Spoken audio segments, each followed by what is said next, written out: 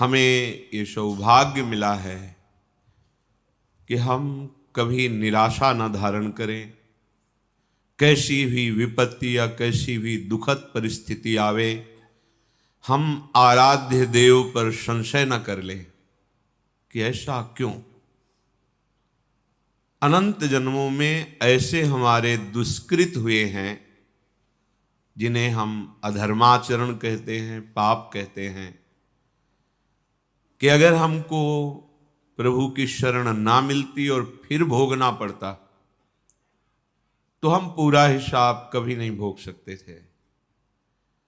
प्रभु की शरण में है तो इसलिए बहुत कम करके हमें विपत्ति, दुख, संकट आदि जो प्राप्त हो रहे हैं उनमें भी कुम्हार की मटकी की तरह ऊपर से पीट रहे हैं पर अंदर से पूरा हाथ का सपोर्ट दिए हुए हैं।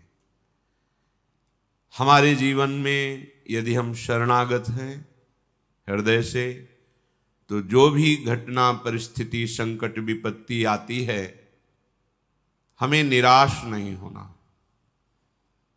जितनी श्वासें हैं हर कष्ट सहते हुए प्रियाजू के चरणों में समर्पित करना है। इसका निश्चित फल होगा प्रियालाल की प्राप्ति।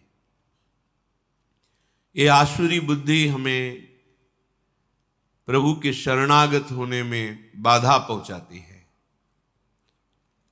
इसी से हमें निराशा मिलती है। जितनी मात्रा में आसुरी बुद्धि होती है उतना ही भगवत मार्ग में निराशा पैदा करती है। और जिनके संपूर्णतया आसुरी बुद्धि का ही प्रकाश होता है उनको तो मार्ग ही समझ में नहीं आता है।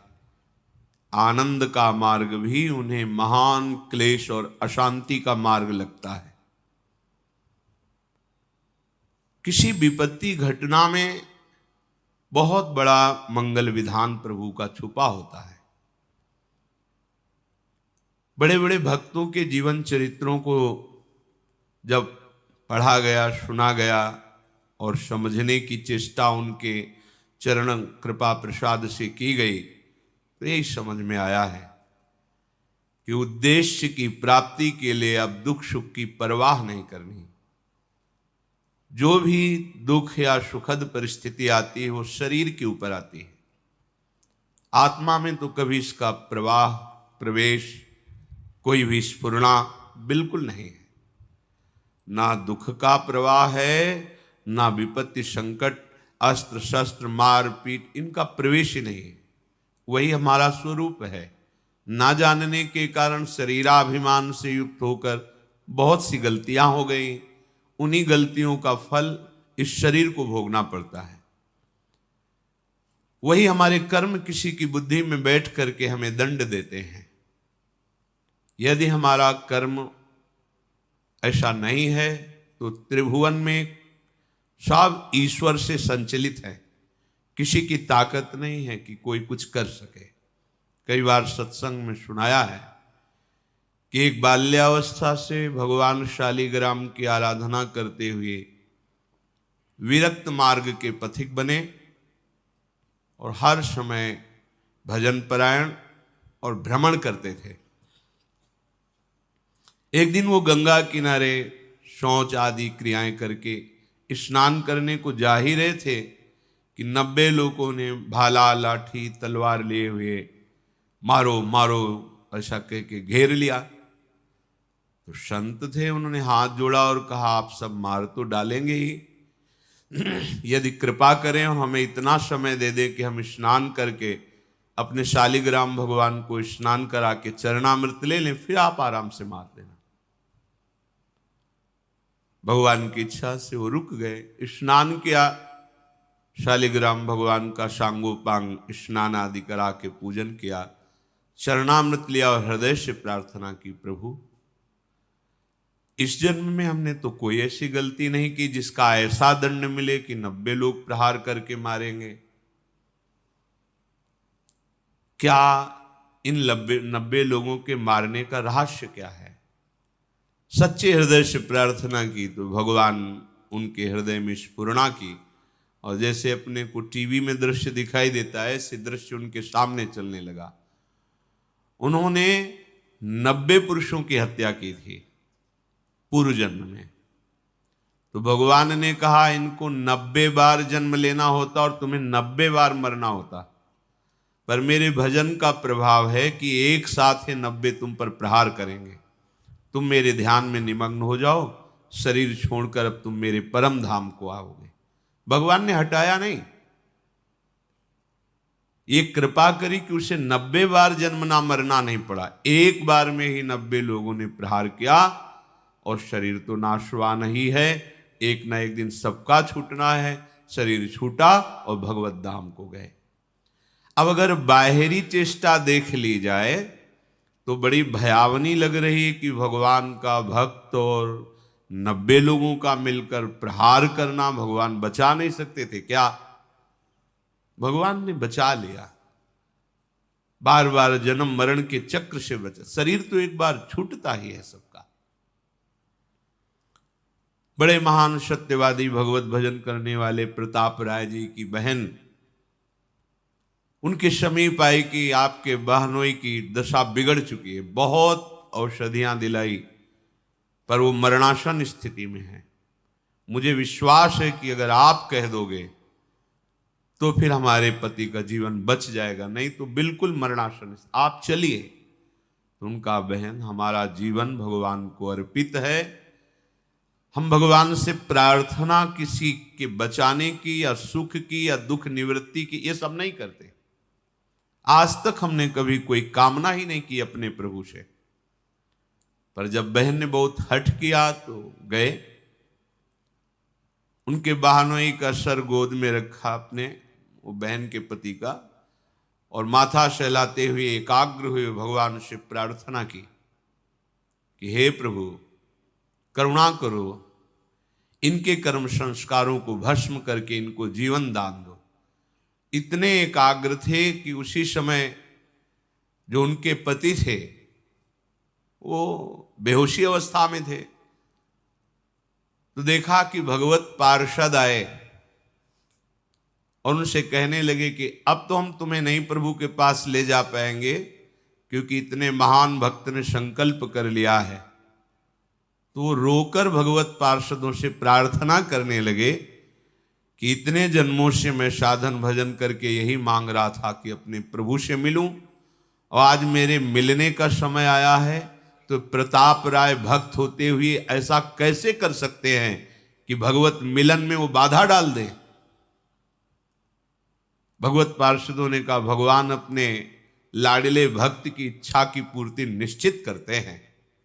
उनका नहीं नहीं ऐसा प्रताप राय नहीं कर सकते। और ये बात उनकी पत्नी ने भी और प्रताप राय ने भी ध्यान में देखा। तत्काल शुद्धि आई बाहर। उनका नहीं नहीं प्रभु बिल्कुल नहीं, इनकी बिल्कुल रक्षा नहीं करनी, बिल्कुल नहीं। भगवान से मिलन का अवसर आया है, अब बिल्कुल स्वस्थ करने की जरूरत नहीं। अब आप, ये बात बहन ने भी देखी, उन्होंने कहा हाँ बिल्कुल नहीं। अभी तक हम अज्ञान की धरा में चाह रही थी कि इनका शरीर स्वस्थ हो और ये मेरे पति हैं, मैं सुखपूर्वक जीवन व्यतीत करूं, पर आज मुझे पता चला कि भगवान का विधान बहुत जन्मों के बाद आज मिलन का हुआ है, तो हम अपने सुख के लिए इस भगवत मिलन में बाधा नहीं डालेंगे। अगर भगवान ना बताते तो कैसे कोई रहस्य समझ पाता? ऐसे ही अपने लोग हैं, अपने लोगों के ऊपर भगवत कृपा है। अब जो भी विधान हो रहा है भगवत कृपा से युक्त हो रहा है।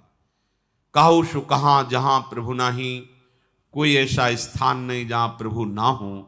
तो उनके होते हुए हमारे को जो शारीरिक दंड, जो वाचिक दंड, मानसिक दंड मिल रहा है, वो मुझे पवित्र करने के लिए मिल रहा है। अगर उस दंड विधान में शरीर भी छूट जाता है तो राधा राधा हमें श्री जी की प्राप्ति होगी। शरीर तो छूटना ही है, आज या कल छूटना ही है। निराशा या भक्ति मार्ग में उत्साहहीनता ये बिल्कुल ठीक नहीं है। कोई संशय प्रवृत्ति आ जाना कि अगर भगवान का भजन करते भगवान होते, तो ऐसा नहीं, बिल्कुल नहीं। बहुत कृपालु भगवान हैं, उनका जितना विधान है वो बड़ा कृपामय होता है। अपने को केवल प्रभु के चरणों में समर्पित करना शेष बात वो देखेंगे। ऐसा कभी न सोचे कि भजन करने का फल है कि शरीर निरोग रहे, विपत्ति ना आवे, संकट ना आवे। ऐसा नहीं है। जो हमारे शरीर की रचना जिस कर्म से हुई है उसको वैसा ही भोगना पड़ेगा। भोगने की सामर्थ्य और उससे बेपरवाह होना, ये भजन का फल है। भोगने की सामर्थ्य और उससे बेपरवाह होना, ये भजन का फल है।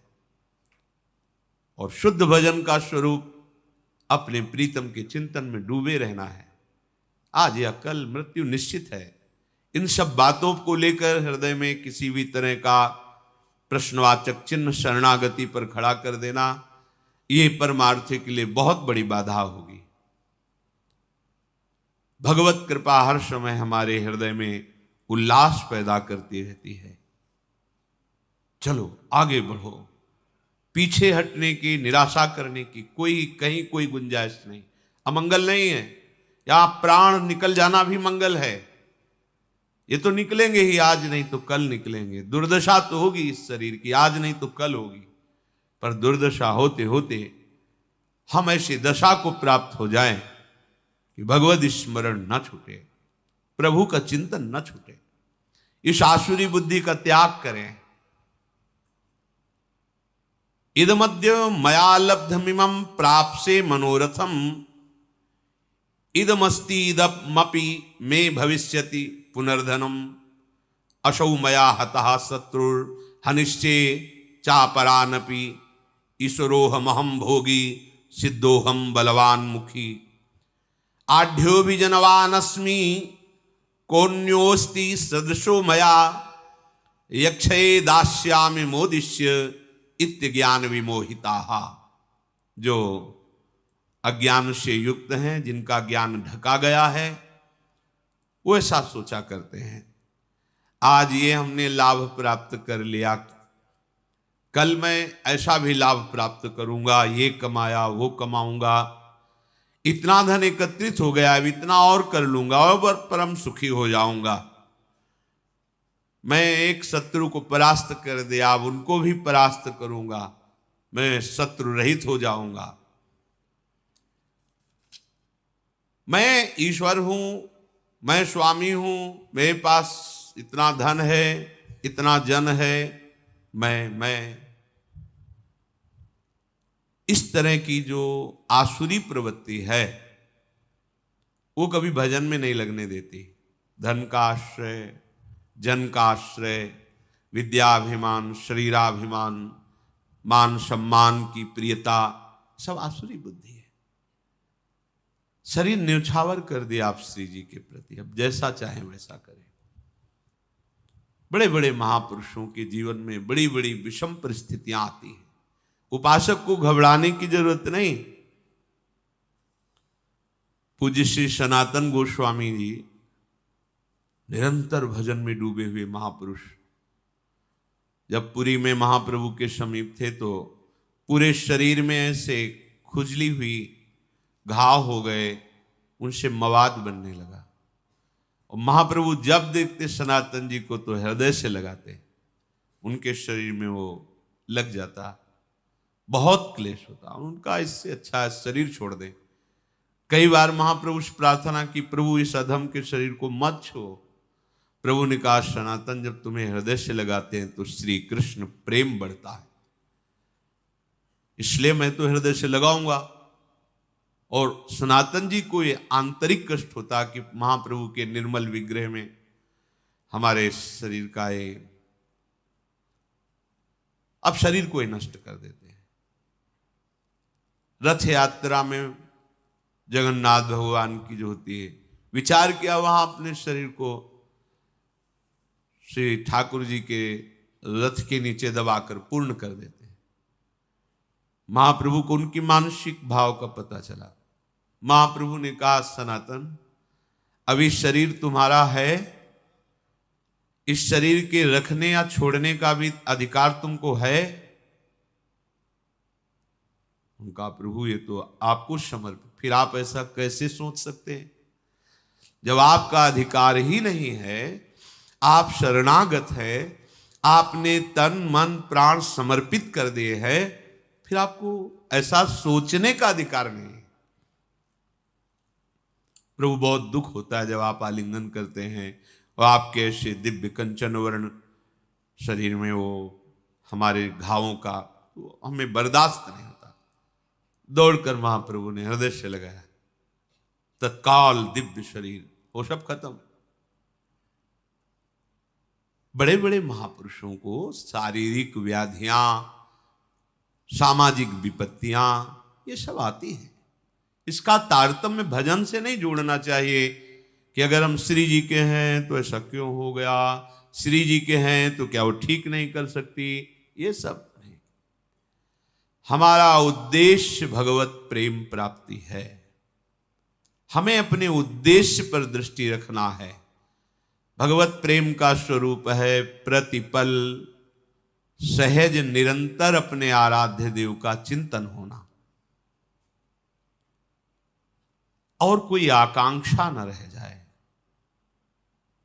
किसी भी लोकांतर के भोग की, किसी सुख की कोई आकांक्षा न रह जाए, नहीं रह जाएगी।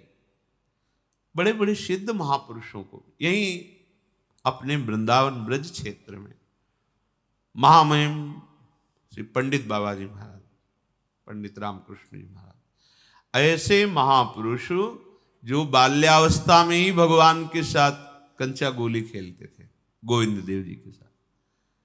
एक भंडारा किया तो संतों के पास अर्थ आ जाता है तो संत सेवा में लगता है, ठाकुर सेवा में लगता है।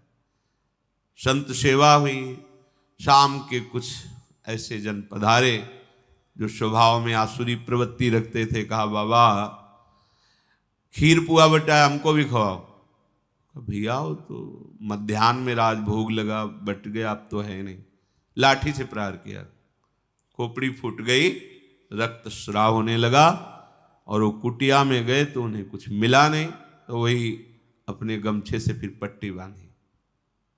इतने बड़े महापुरुष जो बाल्यावस्था से भगवत साक्षात्कार किए, सिद्ध महापुरुष, इसका कोई महत्व तो नहीं है। किसी ने पीट दिया, किसी ने गाली दे दिया, कोई विपत्ति आ गई, कोई रोग आ गया तो बोले इनका भजन लघु है, इनके भजन में ताकत नहीं है क्या? नहीं, जिसने मारा था वो भस्म हो जाना। अभी साधुता समझते क्या हो? ये नहीं, मार्ग को समझिए, नहीं तो माया का कार्य है संशय और अविश्वास पैदा कर देना। संशय और अविश्वास ये जीवन का सबसे बड़ा संकट है, जो अनंत जन्मों के लिए बीज बो दिया भगवत विमुख होने का। इसलिए कभी संशय नहीं, कभी अविश्वास नहीं। जैसी भी परिस्थिति, बढ़ते चलो आगे, आगे बढ़ना है। अमंगल शब्द है ही नहीं, विश्वास कर लीजिए। कितने हम आपको चरित्र बताएं महापुरुषों के, जिनकी निरंतर भगवदाकार स्थिति है, ब्रह्माकार स्थिति। हमने उनके दर्शन किए। बरगदिया बाबा नाम के गांव में क्या होता है कि जैसे जो प्रधान वृत्ति होती है उसी में संत का नाम रख दिया जाता है। तो बरगद के वृक्ष के नीचे ही रहते थे, गंगा किनारे, तो उनको बरगदिया बाबा कहते थे। जैसे एक संत भगवान आजीवन केवल सतुआ ही पाए तो सतुआ बाबा उनको कह दिए। एक संत भगवान थे कि वो जो भी आवे कितना बड़ा करवा रखते थे, पंजीरी देते, उन पंजीरी बाबा कह दिए। संत लोग, संत जनों के नाम गांव के लोग अलग रख देते, गुरुजन नाम रखते वो अलग होता है। संतों बरगदिया बाबा उन्हें कहते थे। उनके पैर में जरा सा ऐसे खत हुआ, फिर सड़न शुरू हुई, पूरा पैर मवाद से। कोई भी जाता बाबा दवा, ऐसा नहीं, कीड़े पड़ गए। बाबा कीड़े पड़ गए हैं इनके। नहीं, उनका भी प्रारब्ध, खाने दो उनको। चेहरा प्रसन्न, हर समय ब्रह्माकार वृत्ति, शरीर से निष्प्रिय। ब्रह्माकार वृत्ति अर्थात साक्षात ब्रह्म रूप, और शरीर पैर में कीड़े पड़े हुए हैं। इसका तारतम्य भजन से नहीं जोड़ा जाता। यहाँ संत कॉलोनी में रहते थे, पूज्य स्वामी श्री महेशानंद गिरी जी महाराज काफी समय पहले ही पधार गए। बहुत ही ज्ञानी, समस्त शास्त्रों के और बहुत ही गंभीर और छुपे हुए महापुरुष, मलिन चद्दर लाल रंग का, ऐसे अवधूत। जब जाते बात करते तो ऐसा लगता है जैसे अमृत पिला रहे हो, शास्त्रों की गूढ़ बातें, साधना की गूढ़ बातें। तो जो संतों की मंडली चलती रहती है ना, सुबह देखो परिक्रमा मार्ग में, उसी मंडली में एक संत बड़ी ही ऊंची स्थिति के, एक गशाहरी होती है यहाँ या अंगुलियों के मोड़ में, जहां से वो फिर धीरे बहुत ही जलन पैदा करती है। 2-3 दिन मंडली में नहीं गए तो स्वामी जी महाराज उनके समीप गए, महेशानंद गिरी जी, और देखा उनका। स्वामी जी रामकृष्ण मिशन, चलो इसका ऑपरेशन। नहीं स्वामी जी 2-4 दिन में ठीक हो जाए। धीरे धीरे वो बढ़ी, फिर हाथ में 10 दिन बाद गए तो यहां तक हाथ ऐसे पीला मवाद से भरा। उनका स्वामी जी अब तो आपको चलना पड़ेगा, अब आपकी बात नहीं सुनेंगे, आपको चलना पड़ेगा। हाँ ठीक है, तो कल तक का समय दे दो, कल हम चलेंगे। हाँ स्वामी जी कल तो हम गाड़ी लेके आएंगे, रामकृष्ण मिशन आपको ले। कल जब गए तो आसन में से बैठे, निष्प्राण हो चुके थे, शरीर चला गया। महापुरुषों जो भगवत चरणारविंद में इतने तल्लीन हैं, वो चाहें तो नई सृष्टि कर सकते हैं। वो अपने अंगों की पीड़ा को नहीं मिटाया, क्योंकि जानते नाशवान शरीर, इसको भोग लेते हैं और प्रिया प्रीतम के समीप चलते हैं। ये संशय वृत्ति हृदय में बिल्कुल नहीं होनी चाहिए कि यदि भजन का फल सुख है तो इनको बुखार क्यों आ गया, भजन का फल सुख है तो इनका अंग भंग कैसे हो गया, भजन का फल भगवान रक्षा करते तो इनको गाली किसने दे दी, इनको पीठ किसने दिया। हमें सावधान रहना है, हमारी निष्ठा में परिवर्तन ना आने पावे, और चाहे जैसी परिस्थिति हो वो हमारे प्रभु से पास होके आ रही, पक्का समझ लीजिए। हमारे द्वारा कितने भयंकर पाप हुए तुम क्या जानो। तो मेरे कृपालु प्रभु आज कृपा करके उनको बहुत कम में भुगता करके अपने मार्ग में ले चल रहे, उनकी कृपा का पता नहीं। हम लोग अज्ञानी केवल वर्तमान को देख, हमने तो भजन किया, कभी कोई गलती की, गलतियों का खजाना जमा है तुम्हारा, आज उनकी कृपा से तुम भजन कर रहे हो। तो ये शरीर जब बना था तो उसका प्रारब्ध निश्चित हो गया था, इस अवस्था में इस दंड को तुम्हें भोगना है, तो दंड दे रहे हैं और उसके साथ दुलार कर रहे हैं, और हमारा अविनाशी मार्ग पुष्ट हो रहा है। कितनी बड़ी कृपा है।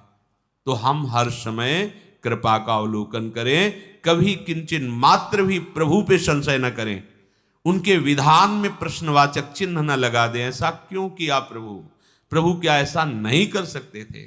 निश्चित मानिए कोई भी शरणागत के ऊपर जो विधान हो रहा है वो प्रभु का बहुत सोचा समझा विधान है। यदि वो शरणागत है अंदर से, हम बाहर की बात नहीं कहते, बहुत संशोधन करके पास किया हुआ विधान है, और उसका फल भगवत प्राप्ति है। इसलिए कभी किसी भी तरह की संशयात्मा वृत्ति हृदय में नहीं होनी चाहिए। पूर्ण विश्वास के साथ ये प्राणों की बाजी लगाकर इस मार्ग में चला जाता है। नारायण अति कठिन है हरि मिलन की बाट, या में पग पीछे धरे प्रथम शीश दे काट। शीश काट का मतलब अब मेरा अस्तित्व नहीं रहा, अब हरि जाने। जैसा अजात पक्षायु मातरम खगा, जैसे छोटा बच्चा पंख नहीं निकला माँ की बाट जोहता रहता है, ऐसे बस हरि की बाट जोनी, प्रियाजू की बाट जोनी। जैसा वो चाहे वैसा विधान करें। वो ईश्वरों के ईश्वर हैं, हम उनके दास हैं, उनकी शरण में हैं। अब जैसा वो चाहेंगे वो मंगल विधान करेंगे। हमें निरंतर भजन में, अगर हम बेहोश हैं तो हमारी गति नहीं, हम सुसुप्ति में हैं तो हमारी मति नहीं, यदि हमें चेतना है तो हमारी गति मति सिर्फ राधा ही राधा। चाहे अंग अंग काट दिया जाए तो भी राधा ही राधा। हमारी पूर्णता इसी में है। हमको इसको लेकर के नहीं बैठ जाना कि हमारे चोट लग गई, अब भजन नहीं होगा, हमें को ये हो गया, अब कैसे हम विश्वास करें। नहीं, मायाकृत शरीर पंचभूत रचित, ये अपने अपने तत्वों में लीन होगा। पानी पानी में, मिट्टी मिट्टी में, आग आग में, वायु वायु में, आकाश आकाश तत्व में। ये हमारा स्वरूप नहीं है, ये हमारे भजन का फल नहीं है, ये हमारे कर्मों के अनुसार मिला है। अब भजन का फल मिलेगा हमारा सहचरी वपु। जिसमें न काल का प्रवेश है न माया का प्रवेश है, और सदैव प्यारे जू के समीप, हम उसमें घाटा नहीं कर सकते। इस शरीर को नष्ट होना ही है। अगर ये नष्ट होते होते हमें प्रियाजू का सहचरी वपु प्राप्त हो रहा है तो इतना बड़ा लाभ है कि करोड़ों प्राण देने पर भी ये सौदा नहीं होता। प्राण दिए यह प्रेम न पई, प्रेम बपू जो मिल रहा है, इसलिए इस शरीर की जो हो रही गति होने दो। राधा राधा राधा, आगे बढ़ो। ऐसा शरीर मिलेगा जो चिदानंद बपू, प्यारे जू के समीप। अगर इसी पे आसक्त होकर इसी की घटना, इसी की परिस्थिति विपत्ति में फंसे रहे तो प्रिया प्रीतम का चिंतन नहीं होगा। फिर तो ये छूटेगा तो ऐसा ही दूसरा फिर पांच भौतिक मिलेगा, कोई भी जीव जंतु का शरीर मिलेगा। इसलिए बहुत विवेक की आवश्यकता है। माया अपनी आंधी तूफान चला करके आपको सत मार्ग से डिगाने की चेष्टा करेगी। वो ऐसा अनुभव कराएगी कि भगवान है ही नहीं, उसका काम है। जैसे भक्ति अनुभव कराती है सर्वत्र भगवान है, ऐसे माया अनुभव कराती कहीं कोई भगवान नहीं है। ये उसका जादू है, ये उसका जादू है। आपको लगेगा अगर कहाँ भगवान है, पुकारा आए क्या, नहीं आए ना, नहीं है, ये अनुभव माया कराएगी। हमें परास्त नहीं होना। आप आओ ना आओ, हमने आपसे प्रेम किया है, अपना जीवन दिया है। अब आप जैसा चाहो व्यवहार करो हमारे साथ, क्योंकि हमारा कुछ है ही नहीं, वो आपका है। आगे बढ़ो, बिल्कुल कहीं किंचन मात्र भी पीछे की तरफ कदम ना हो जाएं। सत्संग का यही फल है। हम जहां हैं इतनी दृढ़ता पूर्वक पैर रखें कि पीछे नहीं बढ़ेंगे तो आगे बढ़ेंगे, नहीं तो खड़े खड़े पुकारते रहेंगे, आपको आना पड़ेगा। हमारे कदम बढ़ेंगे तो आगे बढ़ेंगे, अब पीछे नहीं।